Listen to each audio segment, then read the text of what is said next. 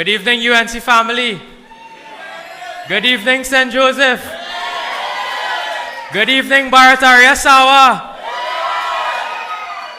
Tonight we meet in this cottage meeting here, hosted by the United National Congress, the alternative government of the Republic of Trinidad and Tobago. We are the alternative government of Trinidad and Tobago. The PNM has lost their way. This Prime Minister has shown that he's inept, he's incompetent, and he cannot take us any further. He will only take us downhill. Today, while we speak to you, we have so many issues facing our people of Trinidad and Tobago. Food prices that are extremely high, flooding, and Neil mentioned it in very great detail, that of crime. But tonight I want to address you on two very specific issues. Those relating to the property tax issue and also on crime, because I also shadow that portfolio in the Parliament.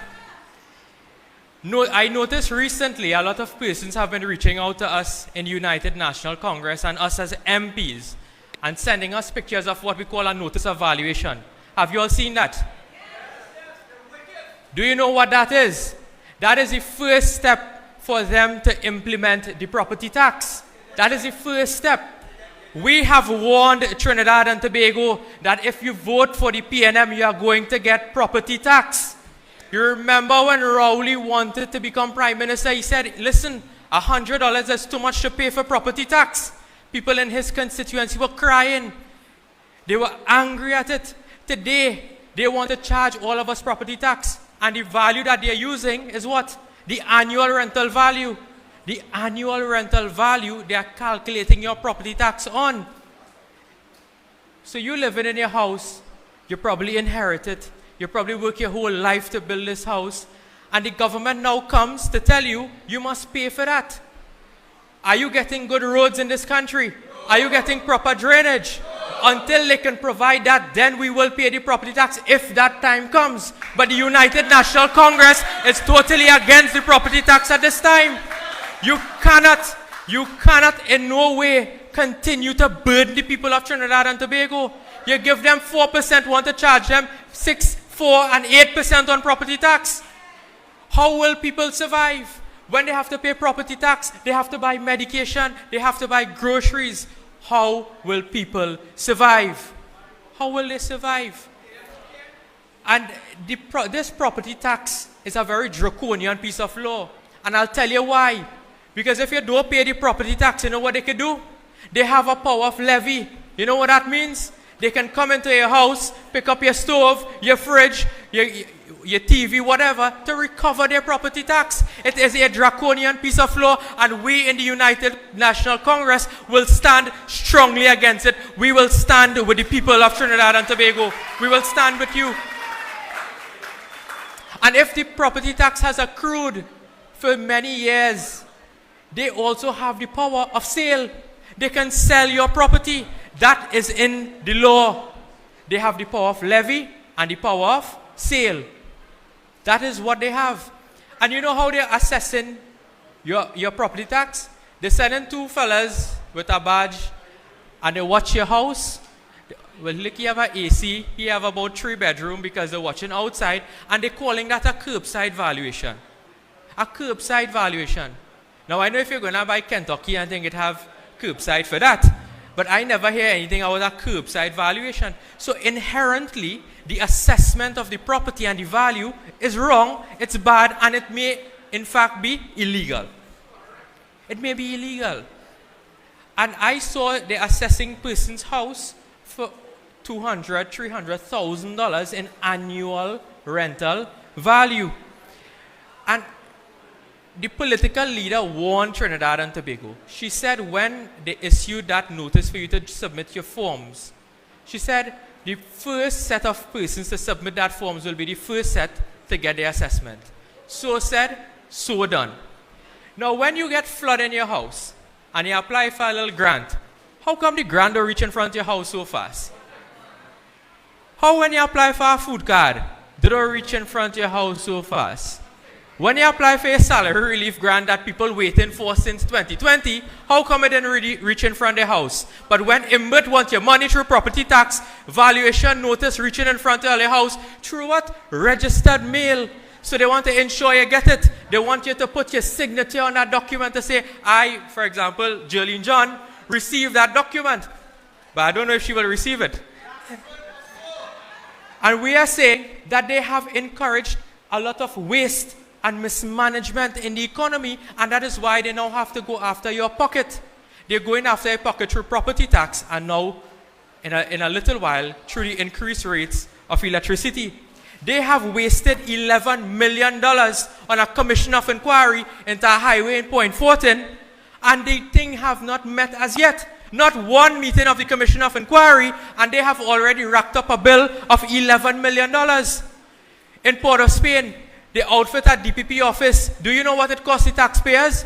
$55 million. $55 million. And not one day anybody occupied that particular building. And now they want us to pay property tax. Is that fair to the people of Trinidad and Tobago? Is that fair to the people of St. Joseph? And that is not fair to the people of Barataria, San Juan.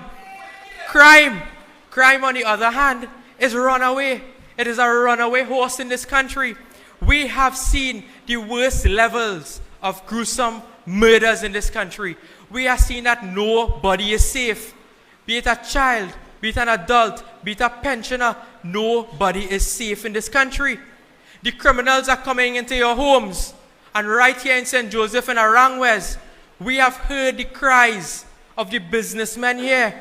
We have seen the videos, all of you all, Facebook, Instagram, TikTok.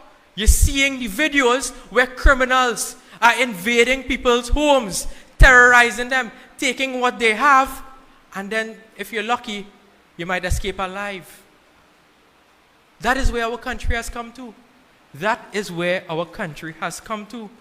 And right here, when all of that issues were being raised, I believe on this platform, I don't ever want to share a platform with that gentleman, but right on this platform, Sleepy Bird Hines come right here. And he promised the people of Arangwes and St. Joseph, he will get back to them on the issue of crime and what strategies that they will implement. Well, I feel like he slipped away. Because Hines never come back here. In fact, I don't think he ever talked to the people here after that. I don't know if he ever visited here before. But I am being told that for the Barataria police station, that there are only 2 patrol vehicles. And that particular station will have to monitor from Barataria all the way to Mount Lambert. Could 2 vehicles do that? Imbert came in the budget and announced, banging his chest, we are going to invest $80 million in new police vehicles. Will tell us how much you buy. Because Barataria have 2. They need minimum about 5 or 6 vehicles to properly look after this area. We have seen what is taking place right here on the East-West corridor. There was once, during the budget debate, I believe, on the 3rd or 4th day of the budget debate, that there was an attempted assassination on the life of the Deputy Commissioner of Prisons who resides right in the constituency of Barataria. That is where we have reached in this country. That the criminals are terrorizing us in our homes, in our workplaces, and anywhere we go. They then said that they're going to invest money so that they could recruit 1,000 more new police officers. How much do you think they recruit right now? How much do you think they recruit? They tried to promote some corporals recently, and look at the problem with that. Look at the problem with that. They have wrongly, apparently, promoted corporals in the police service, but what we have been saying in the United National Congress is that you have special reserve police officers who are well trained, who are in the system, but they receive a lower remuneration package than the regular officers. We are saying absorb them in the 1,000 police officers. They are hardworking officers. We will fight for them. We will fight for them. Because they deserve to be treated fairly like the regular officers. They are almost in every single branch department of the Trinidad and Tobago Police Service. But let's go and see what is the reality that we are facing in this country. Do you know Minister Hines last week would have indicated to us, if I was the Minister of National Security, I would have feel a little ashamed to say this. The man is saying that TTPS detected and solved just 18% of crimes over the past year. In 2022, we had the highest murder rate in the entire history of Trinidad and Tobago. We crossed the 600 murders. And Hines is reporting to us that only 18% of crimes were solved. 18% were detected. Do you know how much money they spend on the SSA? They spend $250 million. I want to repeat that, you know. Not $5, not $10, not $1 million, not $2 million. $250 million they have spent in the SSA. Do you know what the responsibility of the SSA is? That is an intelligence gathering unit. They will be the ones monitoring. They are the ones intercepting your cell phone. And they will feed back that information into law enforcement so you increase detection. Because all of these things ought to work together. And when they increase detection, it means that the police will be able to gather better evidence. And after they gather the good evidence, and the admissible evidence, and the strong evidence, that can be placed into a court of law, and we have a robust criminal justice system working. And if you are in fact convicted, you go into a prison, which is a rehabilitation center. But what do we have in Trinidad and Tobago? An 18% detection rate. We have a very sluggish, slow criminal justice system in terms of the judiciary, in the criminal department, and what is taking place in the prisons. It is a minefield for gangs. When people go in there, they are being indoctrinated in gangs. And that is a very important issue I want to segue into. Recently we heard that Trinidad and Tobago law enforcement agencies, I don't want to point no finger at any specific person, but it was reported in the media that law enforcement is making peace deals with gangs in this country. What kind of nonsense is that is taking place in Trinidad and Tobago? That is an admission of failure on the part of our national security apparatus when we can be making plea deals with gangs in this country. Do you remember when this happened? You remember it had something called the Crown Point Accord? Do you all remember that? This is history repeating itself. Crown Plaza Accord.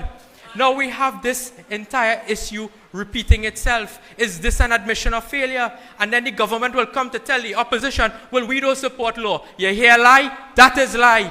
Today the anti-gang law is the law of Trinidad and Tobago, and you have gangs running free and law enforcement making deals with them.